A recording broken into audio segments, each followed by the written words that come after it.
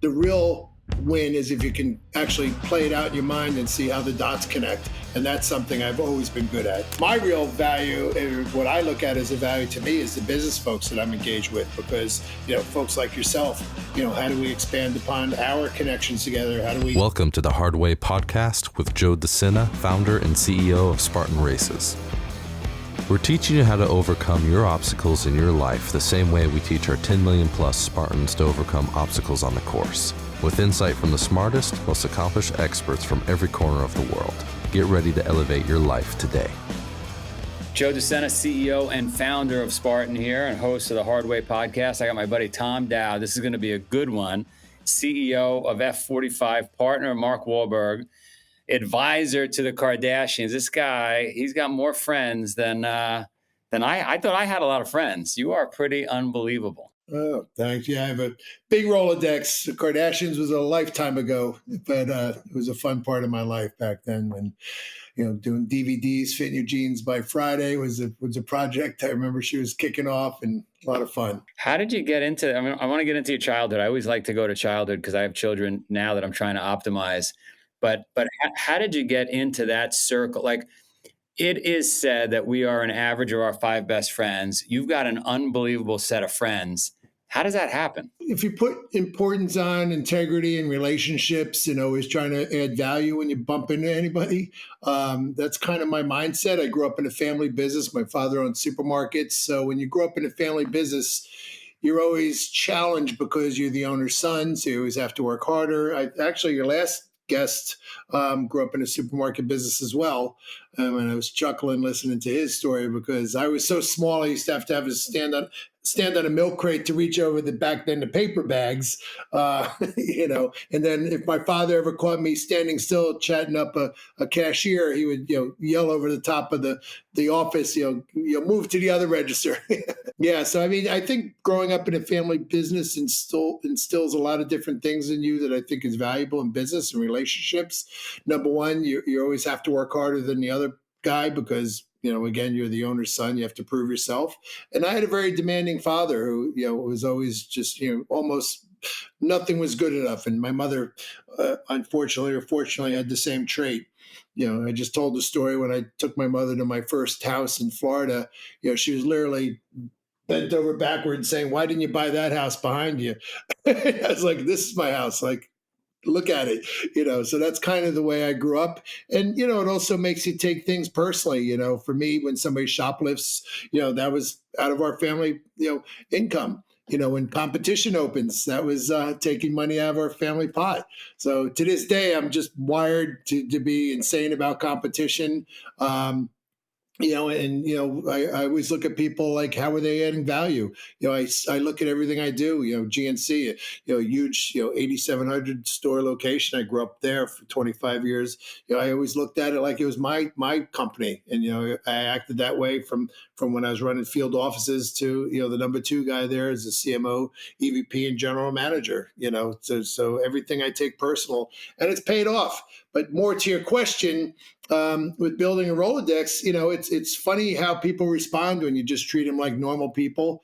And, you always have something to offer as long as you go into that, always knowing that. And for me, it's the ability to spot opportunity, and then connect the dots. So, I tell my children, my son and daughter, 26 and 23, spotting opportunity is easy. A lot of people can do that. The real win is if you can actually play it out in your mind and see how the dots connect. And that's something I've always been good at. Yeah, it's funny. In the neighborhood I grew up in Queens, New York, and in Queens, this particular place where I grew up was very prevalent organized crime. And what I learned in that neighborhood was always, like you just said, always add value. Don't worry about asking for anything. Add value, put money in the bank. You'll be able to ask for a favor someday later. I have not gotten to your level where I'm hanging out with the coolest people. I'm in there, but I'm not with the coolest people. Yes, you are. Yeah, you're being very humble. But listen, it sounds a lot cooler than it is. And listen, it's like anything else. Once you get into a certain circle, it just exponentially grows from there because then you have kind of the golden ticket, So Yeah, listen, it adds value sometimes, but a lot of times you're doing a lot of the work, and you don't get the glory, but that's fine. I'm invested in a lot of different deals that I wouldn't necessarily have the opportunity to if I wasn't connected to the right people. But listen, my real value, what I look at as a value to me, is the business folks that I'm engaged with, because folks like yourself, how do we expand upon our connections together? How do we, for me, I'll tell you a quick funny story. We went to meet Rob Walton, and Mark and I were in. He was filming somewhere in New Orleans, actually, and we jumped on a plane. We flew out to meet Rob Walton and his wife, at the Little Nell in Colorado. And I was so nervous and excited.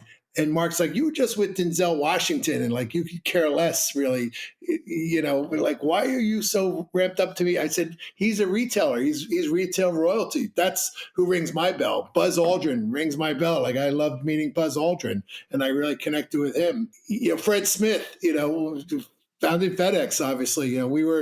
Mark got some boxes at the Super Bowl, and I got dumped off with some folks, and gentleman meets me at the door, shakes my hand, "Welcome to the box," this and that, and we sit down, and Paul Nassif was with me from the show Botched, and we're sitting down, and these other folks are introducing themselves. I'm an EVP, I'm this, I'm that. I said, "Was that Fred Smith?" And they said, "Yes." I jumped up like I won the lottery, and I just couldn't.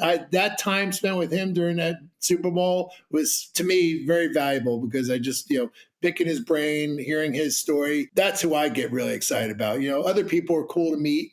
Even when I first met Mark, I walked away. I was just trying to get my friend Peter Arnell from the Arnell agency, who I hired, who was actually how I met Muhammad Ali. Again, see how the things connect in the world. So, I ended up hiring Peter to work for GNC. And he redid the Pepsi relogo, for example. And, I was just trying to get, Peter the job for Aqua Hydrate with Mark, and now Sean Combs, and meeting Mark was cool, but, big deal. I get to meet a lot of cool people.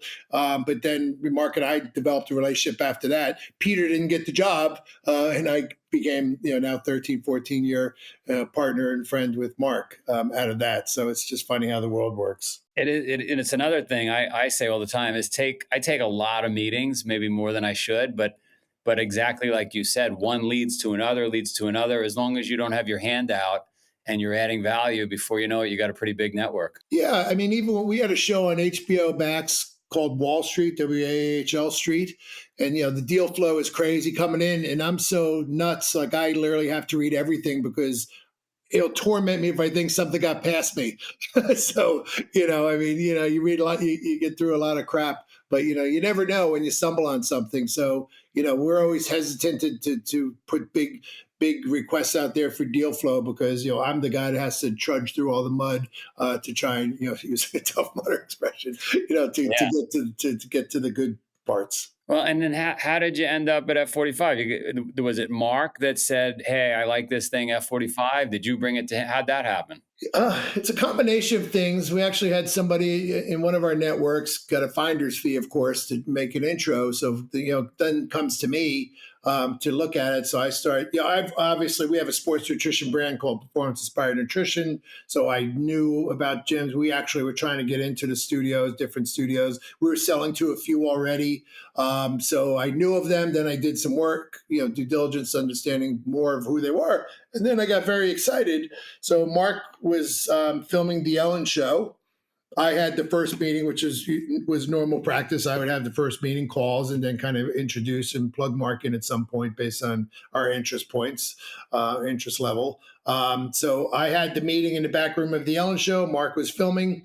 I said, "Great meeting. Stay here. I want to have this exact meeting with Mark in the room." So we cut out the middleman, basically, and we get right to the chase. I went and waited for Mark outside. He came out. "I need you to come in here. Let's have this meeting. I'm very excited." No, let's go. No, come in here.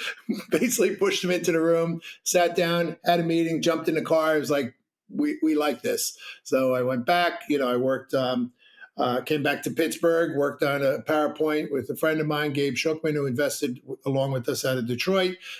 We did a PowerPoint presentation. Literally within 2 weeks, we were having dinner again with the team. Adam, the old CEO and co-founder, flew up. We had the team there, and they decided to go with us. And they took at the time, a $200 million haircut from another group that was after them to have us put our 110 million in. So we raised 110 of that. My group put in millions of dollars, including myself, and that was about 6 years ago now. So I've been tied to this as an investor for 5 solid years. So I've been through the whiplash of this crazy ride that we've been on. Very frustrated, thrilled, frustrated, angry. Now thrilled again. So my frustration being an operator who's marketer, operations guy. So I had the perfect, to be humble, but it's I just had the perfect skill set to step in and hit the ground running. And we were at the point where we needed somebody that can come in fast and do it.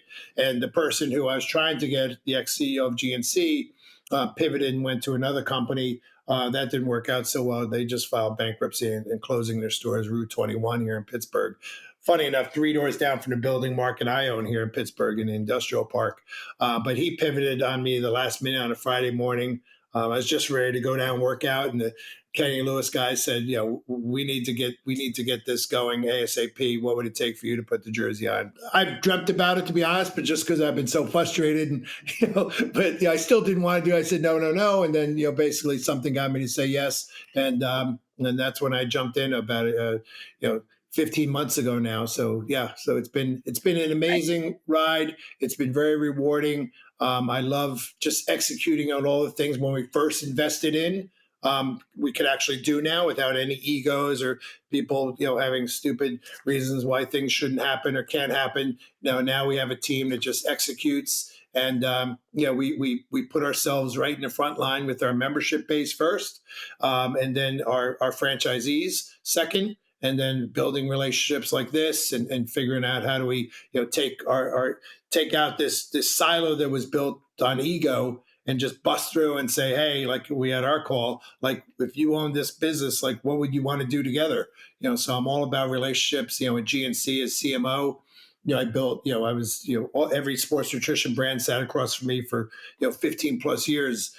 So I know how to build relationships. I know how to build trust, and I know how to create win-win scenarios that work for everybody. Yeah, a lot of people listening probably assume, if they don't own a business or they haven't owned a business, that, you get in, you invest, and they just take off. But the reality, it better than anybody, I know it, is it's up and down is ugly, and up is high, and down is ugly again. Like it's a roller coaster. But you learn from the down moments. For us, like it's been at F45, it's been a rebuilding year. And it's good because we got rid of the scraps. We have a lean, mean team. Everybody understands that they're working hard to add value. If they're not here anymore. And everybody understands the upside potential because you're in the same business. I mean, health and wellness is never going to go away. Sports nutrition's up double digit for 20 years as a kegger. Health and wellness. So we're working hard to build this hub and spoke model of everything health and wellness. So, and we're really making strides, and we're really this year is good for the company because there is so much waste and so much stupidity to have seen that for a lot of people that are still here, and now to see what really SEOs looks like, standard operating procedures, having guardrails around things, having responsibility, and being held accountable. All the things that make sense to run a profitable business just weren't here before, and it's really fun to now be in a growth phase of the business. We had some issues with accounting that we had to deal with last year, so we're back selling franchises. We have 2 amazing Pilates concepts that was kind of just sitting there neglected, that I've refreshed, changed the workouts, updated everything, and now we have 3 amazing concepts, and now we just added a potentially 4th one with recovery. So we have the saunas and the cold plunge and the compression. So we're very excited about adding that to our current, Pilates and F45, and then doing possibly a standalone business around that down the road. So once we, show that we add value here, because again, that's a business that's going to continue to grow, and we have to be nimble and fast and jump onto things that make sense. You can't chase every shiny object, but you also have to make sure that you pressure test everything and make sure that the franchise community is getting an amazing deal. Well, we should do recovery at the end of every one of our events around the world. That could be a fun little project to do together. I did cold plunge with Wahlberg actually in Singapore years ago, and I'm a bear, I'm and like I did it, and I was like, whoa, I got out in like a minute. And Mark, actually, to his credit, he's still doing it today, but he was in there for a couple of minutes. But I was like, oh, I can't see this ever taking off. I can't believe, this will ever be something. So when it first started blowing up here, call it a year ago, it's like, I think this will be a blip. Saunas, yes, I get that because it feels good, but cold plunge is tough. But it keeps growing. So we're in the business now, and I think it's very good, and I know it's very good for the business. It's funny, but you're in Pittsburgh, so you don't want to be cold. So that's why you probably had an aversion. Well, listen, I was born in the Bronx, so I was grew up in upstate Orange County, so I know the cold weather. But yeah, it's I like being cold, quite frankly. I think I'm going to make the plunge and get my home one here soon and start doing it, because scientifically it's great. Like we almost invested in the cryo business about 4 or 5 years ago, and I kind of stood in the doorway with that because the science wasn't real. It just wasn't there to support it. People feel great, but endorphins play a big role in that. But I'm big in like it's got to work, like because unless if it's fake, coming out of supplement business, still being in that, like everything's got to be real, efficacious, etc. So I'm glad I didn't, because it never really took off the way everybody thought it would.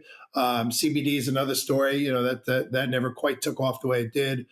We did invest in that, Mark and I, and lost there, but not a big investment. But anyway, cold plunge and sauna, science is there. It sound science, real credible. So that's a great element to add to our business. Yeah, I've been doing it for a long time. My mom, you and I didn't talk about it, but back in the 70s, and you're in the Bronx, we were in Queens, and my mom's mom was sick. My grandmother was sick with cancer. So my mom walked into a health food store.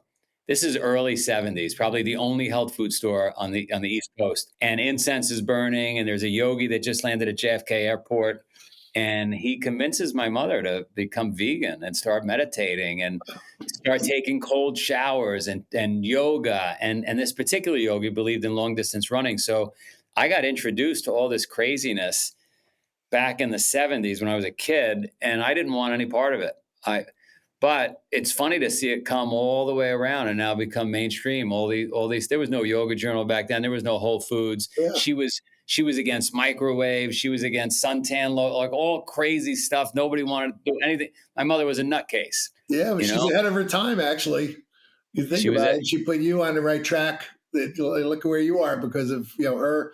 Subconsciously, even you're probably watching her going, this is interesting. No doubt about it. So how many stores now do you guys have? How many gyms are open? Just under 2,000. We're level setting the organization. We're we flipped the model here. We went from just sell. We don't really care if we pile on top. We'll get away with it because we're just on a flat fee. Our model's about selling. We flipped the model now to we're percentage with the new agreements, and then putting guardrails on where we put locations.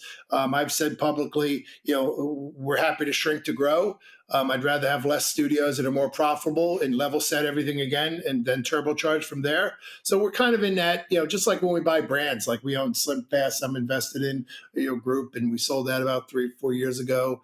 Nutrisystem is a part of group we own now. And, sometimes you learn when you buy brands, like sometimes you got to take a step back, fix everything, and then hit it again harder. Every one of my experiences doing that, you come out of the gate much harder and faster and more successful. So we're just doing that a little bit here. But it's actually, the one great thing about this business is that I've always known, and the reason I actually said I would take this job is I always knew we had a great product, and we still do. Just all the self-inflicted wounds at HQ, we can fix that. Everything's fixable, right?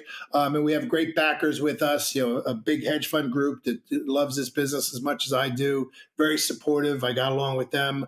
I met them down at the Breakers down in Palm Beach, and I was trying to check out and just sell off my stock for a tax loss. And Mark was like, "You got to meet with these guys." And we went up on that private patio up there, and I met with them. And within, I'm a people person, right? So we get it. I've been managing people a long time and get it. So within probably a minute, I was like, all right, even though he's on the board, and I was kind of blaming him too. I was like, this is a waste of my time. I was like, he gets it. Like he's speaking the right language. He gets it. He's frustrated as well. I'm staying in with no intention of doing this, just to continue to help behind the scenes now. And then it turned into this. So again, fate's a funny thing. I believe in fate, by the way. And so I always trust fate. So, energy puts you there for a reason, and if you spot opportunity, you'd be foolish not to take it up.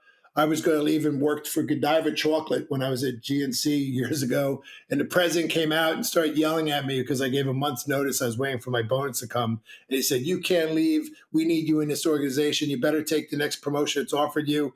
And I'm like, "No, sir, I already told him I'm leaving." And he's literally yelling at me. He had a few drinks in him. We were at Kings Mill Resort golfing for an outing. And then finally something clicked in my brain. I said, "Oh, here's the president yelling at me to stay. I'd be pretty stupid to leave." And I said, "I'll take the next," because I'm known for being creative. They wanted me to do marketing. I was like, "I don't want to do marketing. I want to stay in operations. I want marketing to report to me." And I said, "I'll take an operations promotion, nothing else." He said, "Done."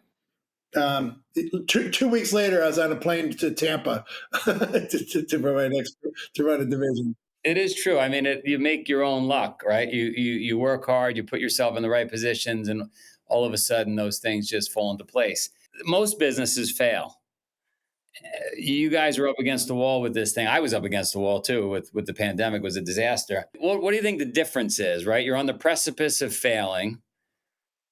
CEO came in. It happens with a lot of CEOs, a lot of guys that start businesses, right? It just becomes too unwieldy. Is it capital?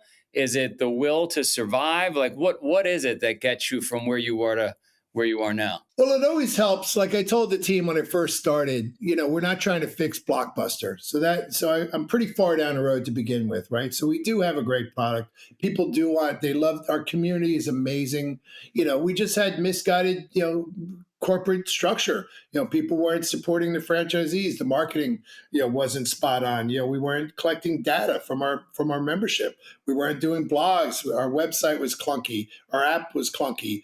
So we just really, needed to do all the things that we knew to take advantage of a very engaged community, which is a fitness community. So we weren't doing partnerships. We were spinning our wheels on stupid stuff, star chasing, doing things that really weren't adding value to the business. So scrubbing everything. I mean, I literally signed up as a franchisee to go through the process. And like, I'm banging people over the head going, this text string sucks. This email string sucks. Like we should be talking about this. We're not doing this right. Our website, this and that. So I get right into it like really fast. And that wasn't done before. Like I visit studios. Like I spent 17 days in APAC, Australia, New Zealand, Singapore, starting in Texas. You just have to show commitment and give, it's the hard way, right? But when you put in the work, and you believe it and you love doing it, it's always going to pay off. So when you came into a business that was just poorly run, quite frankly, and wasn't focused on the right things, to give people the right inspiration and give them the right guardrails and points that we should focus on. Most people want to do well. Most people don't want to burn up years of their career working for a company that's going nowhere. So when you tell people, listen, we have an amazing product, we just have been poorly run. Let's lock arms together. No bystanders is one of my other quotes I always say. And everybody has the right to contribute ideas and tell me what's wrong, and let's fix it. Because there's no ego here. We just want to be right, and being right will always be. put you in a better position than being wrong. You can be wrong as well, as long as you give it your all. Like when we do tests, like we give it our all. Because the first thing that will make a test fail is treating it like it's a problem or extra work or just not care about it. So everything we do, we put our back into, and if it fails, great, you learn from it. But we love doing things that make sense to exponentially build on what we already know is an amazing business with our community, our franchisees, and the potential relationships that we haven't really done anything with here, because there's so many organic relationships where we share data points to add value for your members and our members and create a bigger win-win for everybody else. As CMO of GNC, my conversation always revolved around not how do I grind you down into the dirt to get more margin. Even when we were the 800-pound gorilla, it was always like, listen, I know you need to make money. I want you to do well, because the better you do with us, the better we do. So how do we create this win-win scenario? So that was how I won doing that. So I've taken that logic and that mentality to everything I do. So, everything for me is about how do we make this bigger? So you got the wind at your back. You're in the right industry, right? Like you said, I mean, health and wellness is here to stay. You got a great product because people are attending the stores. Then it's just a matter of aligning everybody, locking arms, like you said, setting a vision. They're not always right. Might make mistakes, but lean in heavily. Yeah, I like it. Yeah. By the way, I mean, I'm sure you've had instances where it's the wrong product and it's not resonating. That doesn't mean you can't survive also. Honestly, everybody talks about it, like all the books behind me, all these business books I've read, everything's a learning experience. I mean, but you build an instinct at some point where like what works. Like when I came here, Pilates was just kind of sitting there, FS8, and the workout was good. And I said, well, good doesn't cut it. Like, we're going to get into the Pilates business come hell or high water. I need great. Like, so go back, make it great. And to their credit, within 3 weeks, we had a great product. And it was simple, because it's funny when people a lot of times know the answers to the test, they just don't, when they're not pushing it forward because they're scared. They don't feel like they have, the horsepower to say it. But, when you give people and you empower them and you give them the right and actually expect them to contribute, people kind of step up pretty fast, which is great. And I have to tell you, we had a board call yesterday, and I'm just so proud. Like, I have a 9-page list of all of our accomplishments just in the last year. And we went from 0 to 1,000 with everything we're doing. So part of the structure is, do we have the right team? And I have to tell you, like, when I first said yes, I spent a week and a half just talking to people in my past, other businesses, saying, hey, would you come with me when I'm ready? Are you ready? What would it take? And like, I haven't hired any executive. So that's really great. And the people here are very passionate. And again, they're happy to be a part of what they know is going to be a big win for us. My first hire was Noah Galloway, who is an Army hero, missing his left arm and leg from an explosion. And I was just texting with him before. He was a personal friend. I knew he was on Dancing with the Stars. I met him through his Ben Roethlisberger. He came in for a Steeler game, and I met him through that group. And we became friends. He actually came to a party for my wife. And I thought, what a great hire. He's such high energy. He's overcome so much. He's got the right personality, and he's a world-class athlete. And what a great person to hire to show the world that anybody can come work out at F45.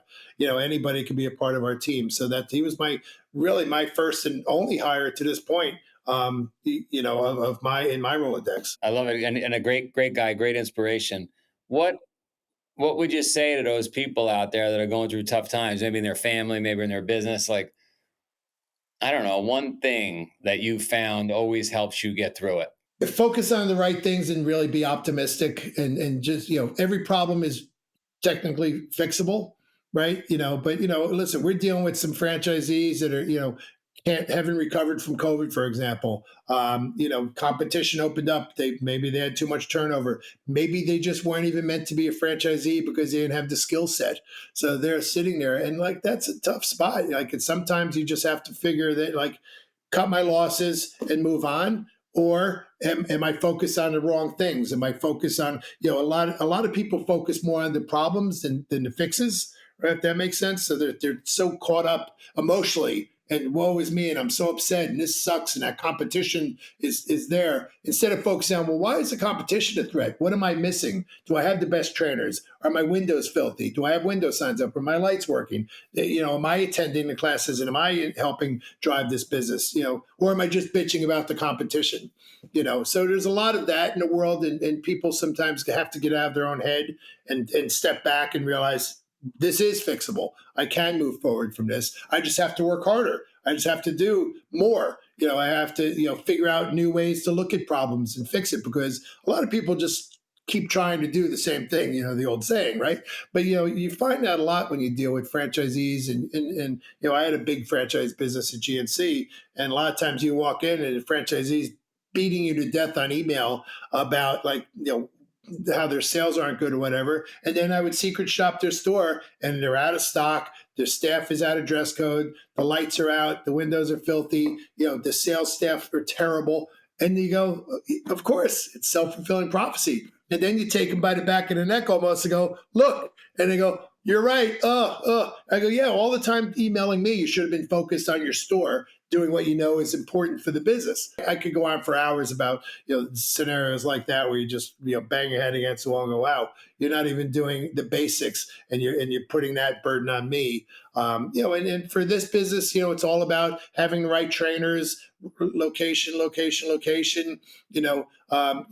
Really having an amazing community within there, reaching out within your community, jumping on opportunities like this with you at Spartan, and really engaging with it, because engagement gets you really far, right? So if you're not engaged and everything's kind of, I don't know, I haven't really read my email, or I don't really understand it, those people aren't going to win.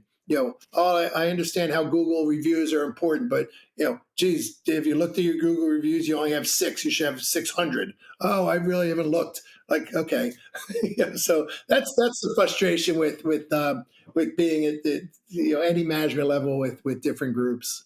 Yeah, you're either part of the problem or part of the solution, right? I mean, that's it. That's it in a nutshell. What do you want the Spartans out there that are listening to know? Couldn't they pop into an F45 maybe and check it out? I take partnership very seriously. Like if we're not going to do it if it's half-assed. So I want you and I to be locked at the hip. I want to build on this like crazy. The press release just went out yesterday. Thank you to your team and putting this together. I'm thrilled to be here. I know I wasn't really, I was engaged at my level with Brian. He really hats off to Brian for putting this together with you and the team. But, my mandate was, listen, we need to be partners with people that make sense for us. We need partners who want to be partners with us, that are committed to really making, 1 + 1 = 10. So how do we do that? So the sense is, and the excitement level for me is that this is how you think. Looking at your career and what you've done is very commendable, and it's an honor to be working with you and the team. Your communities, what you've built is staggering and amazing.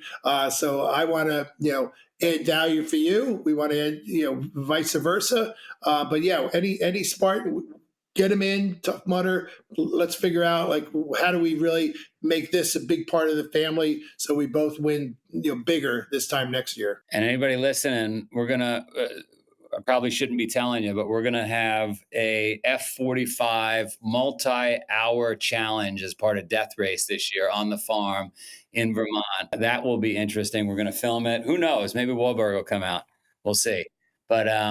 But listen, how do people reach you? How do people find you? On Instagram, Big Deal Dowd. Instagram, Big Deal is an old nickname from high school, so I've carried it on. So Instagram's probably I'm on LinkedIn, and then anything with my email is tomdowd@f45hq.com. But I'm very, very accessible. I'm in the weeds probably too much, but I love engaging and hearing from people. We're very very engaged with the fitness community on all fronts. So the more people who come to us with ideas and suggestions and are interested in our business, we'd love to speak to them. We have a race in the Poconos. I don't know. It might be still a lot of hours from Pittsburgh. I don't know how far it is, but how far is that? Yeah, it's about 7 hours. But I was just going to say, I have a note here. We need you in Pitt. You have Tough Mudder coming up in 2025. And you're in Austin. Oh, you're in Austin 2025. September 7th and 8th, you'll be in Pittsburgh with Tough Mudder. Austin next year. but nothing in Pittsburgh for Spartan. So I'll get to a race, and I'm coming out to New York for the franchise show next weekend. Yeah, we got to get you to a race because, and the one in the Poconos, 7 hours is a trip. The one in the Poconos, for anybody listening, I've got a professor coming out from UPenn who's incredible, that you would love. He's a turnaround expert. Well, when is it? Anyway, I'll come out. My wife graduated from East Stroudsburg University, so but I'll drag her up, and it might be a great weekend trip. We will get one of those champagne glass hotel rooms there in the Poconos. There you go. Sit in a nice heart-shaped tub. That's right. Listen, you're awesome. I'm glad we met. Now I'm in the big league. I like it. So too generous. I'll see you soon.